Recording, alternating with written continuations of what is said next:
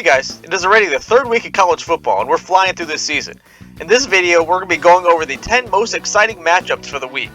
These matchups will be ranked based on the analytical composite power ratings of each team as well as the game time spread of each of these matchups. We're going to get right into it, guys, with the number 10 matchup of the week and go into the Sun Belt. James Madison versus Troy. Troy is a 3-point favorite. JMU beat Virginia with a comeback victory last week. And Troy, they lost by, I think it was 4 touchdowns at Kansas State, but Kansas State's a really good team. So both of these, I think, were the favorites going into the season to win the Sun Belt. And this is probably the most important matchup for the conference going down the stretch, and it's already in week 3. Not much really to say about this. Their numbers both in the top around 60th in offense, about mid in defense. Power ratings are right in the mid to upper 50s.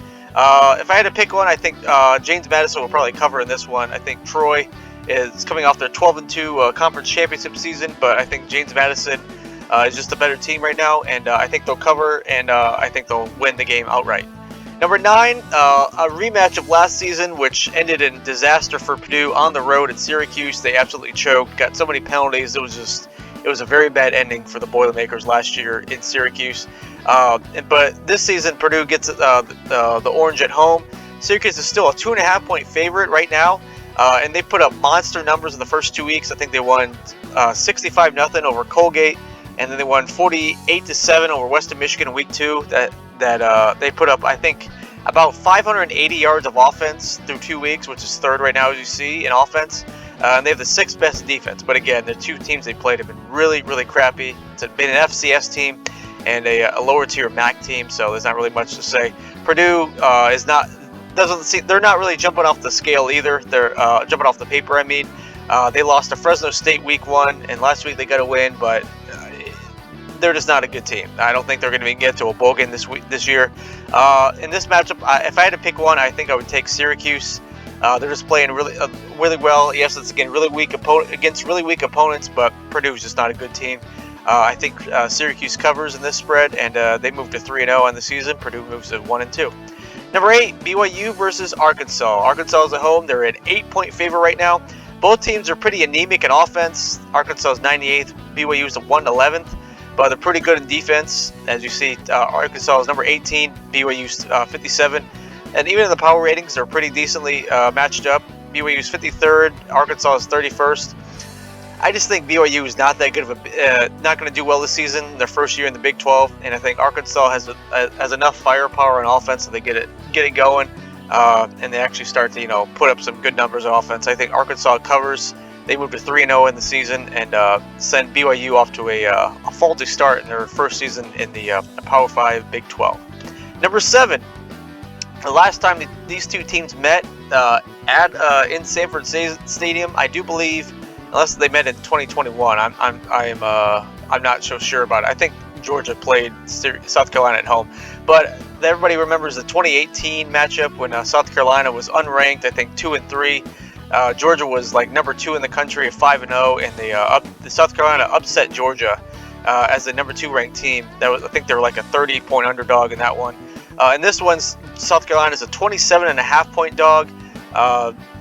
Georgia is easily the number 1, and everybody's a composite power rating, as you see there at the bottom. South Carolina looked terrible against North Carolina. I think they gave up 8 or 9 sacks in that game. It could be more. At least the 8 or 9 that I can remember. They're pretty below average to mid in defense and offense. Georgia, I mean, they played Tennessee Martin, and I forget the other team they played last week. Probably Kent State, or they played, was it Ball State? No, they had Ball State last week. So I think Georgia's going to cover. I don't think South Carolina is. I think they're going to be a decent team, but Georgia's just going to be that much better. I think Georgia covers 27.5 points again against South Carolina, and they move to 3-0 and start their three-peat on a good note. Number 6, Penn State versus Illinois. The last time these two teams met, Penn State was number 7 in the country. Illinois was unranked, and they played technically the longest college football game in history. It got to 9 overtimes. I think it was 20-18.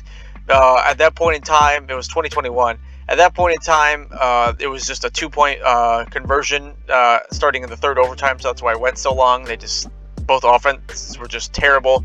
And Illinois finally pulled it out. But this is a totally different scenario. Penn State's in a totally different situation.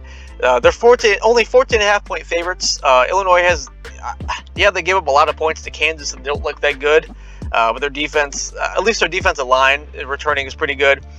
But I just don't see Illinois matching this spread. 14.5. That's a decent amount on the road for a team, but I think Penn State, they're going to finally get into their own. Juilliard and the rest of their offense is going to get it going. Look at the power rating matchup, 4 versus 48. Illinois is just not that good of a team. And the preseason, there are a lot of people's pick, the dark horse to win the Big Ten West, but I think that was dashed considerably against that matchup with Kansas last week. Then got crushed. The score was a lot, and the margin was a lot wider than the ending margin. The score showed.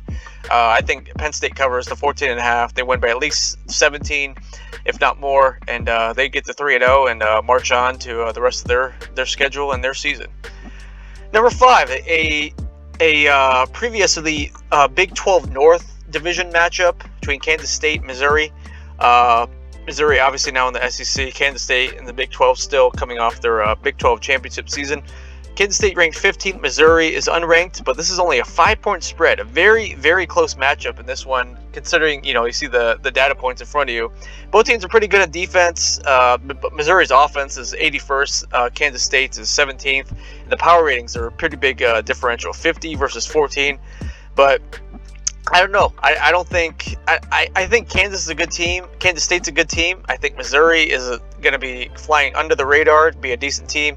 But at the same time, I think Kansas State's going to cover. I think they're going to win pretty comfortably in this one, unless there's some random faulty, outlier that Vegas is seeing with the spread. I don't know what it is. I would pound Kansas in this spread, -5. I think they win by at least a touchdown. And they get to 3-0 for the second consecutive season. Number 4, Michigan State and Washington. Now, the biggest headline going into this game will not be the matchup, the spread, last season's performance. Michigan State wants revenge. No, the biggest headline going into this is obviously the Mel Tucker situation. How stupid could you be with his, whatever his suspension? I don't think he'll ever coach again. He's suspended right now, but I think that's just a placeholder for him just to get fired, and they're going to pay him out whatever he's owed of his $85 million guaranteed contract that Sparty dished out to this wannabe who had one good season and then has been sucking ass the last 2 years. But either way, I think Washington is a 16-point favorite. I don't think Michigan State is going to respond well to this. The stats right now: Michigan State's 5th in defense, Washington's 6th in offense. One of these is going to break. It's obviously going to be Michigan State. They're not a good team. And I think the Huskies are. I think they're ranking at number 8 in the AP poll is right where they should be, and I think they're going to stop Michigan State yet again. Last year, I think it was at least a 16-point game. I think that's what the spread is this year. I think it's going to be a 16-point game at least again, even though Washington's on the road. I think they cover, and Sparty, I don't even know where they go from this. They won't have a head coach the rest of the year. Just not looking good up there in East Lansing. Number 3, Florida, Tennessee. A game that I am very surprised the spread is very close. Considering the fact that Florida just got annihilated by Utah week 1, that score was not, reminiscent of how the game actually went. And if you see down there with the power ratings, Florida's 43rd, Tennessee is 7th.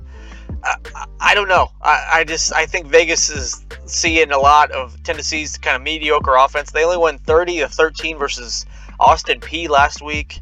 So, obviously this team isn't anywhere close to what they were last year, but I still think they cover in this one. Florida is just not a good team. Tennessee, they have enough athletes in place that they will win this. They will cover, and I think it's going to be another good start for the Tennessee Volunteers. Number 2, a surprisingly high rating matchup, as you see there in the middle. The matchup rating is 82.6. It's one of the higher ones, the first 3 weeks of the season, the scale of 0 to 100. Minnesota and North Carolina. Right now, UNC is a 7.5-point favorite. But it's people would be surprised. Minnesota's only, they're on the road and they're 7.5-point favorite, underdog. But their defense right now is really good. The analytics, show everybody there is they think everybody shows that Minnesota is one of the better defenses in the country. Their offense obviously is not that good. It's rated 106, but as you see on the opposite side, it's just a flip. The UNC's offense is really good and their defense is just trash, just like it was last year. But that power rating in the bottom there, 26 versus 22. That's a really good, pretty decent, high-rated matchup. But if I had to pick a spread here, who covers? I think I would have to pick UNC in this one. I don't think Minnesota is just in a good place right now. I think their offense is just not going to be good enough. Their defense will hold strong, I think, for at least 2.5 to 3 quarters. But I think UNC gets a couple of late touchdowns or late scores to pull away, get at least to like 8 or 9. And I think UNC beats Minnesota in this Big Ten ACC matchup. And the number one matchup of the week. This is not a CFP matchup, as there was one the last 2 weeks with Texas, Alabama, and LSU, Florida State. This one is not necessarily a CFP quality or potential game changer matchup for the CFP playoffs, but this is still the biggest highly rated matchup of the week. Mississippi State is rated 20th in the power ratings. LSU is rated 17th. Right now, they're a 9.5 point favorite on the road, but I think Mississippi State is a very, very tough place to play. And I think Mississippi State, even though they have all the power-rated, analytical acumen and all the positive going into that, I still think this is a very mid to average team.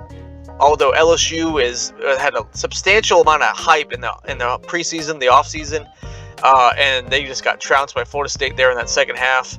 I don't know what to pick in this one. If I had to choose, I think my gut wants to tell me, or my heart wants to tell me that LSU is going to cover just because they're a better team, but my gut is just telling me that Mississippi State, the Bulldogs, at home, they're going to cover.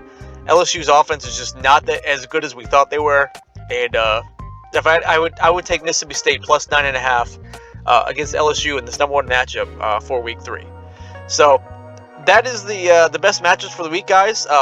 Numbers 25 through 11 are down below in the description. Do you think there'll be any major upsets? Do you think Mississippi State has a chance to beat LSU? Do you think Minnesota has a chance to beat UNC? Or do you think Florida has any shot to upset Tennessee? Let me know in the comments below. Also follow me on Twitter. I am thesportsnerd92, and I'll send you guys videos throughout the weekend, and I'll see you next week for the best matchups of Week 4. See you then, guys.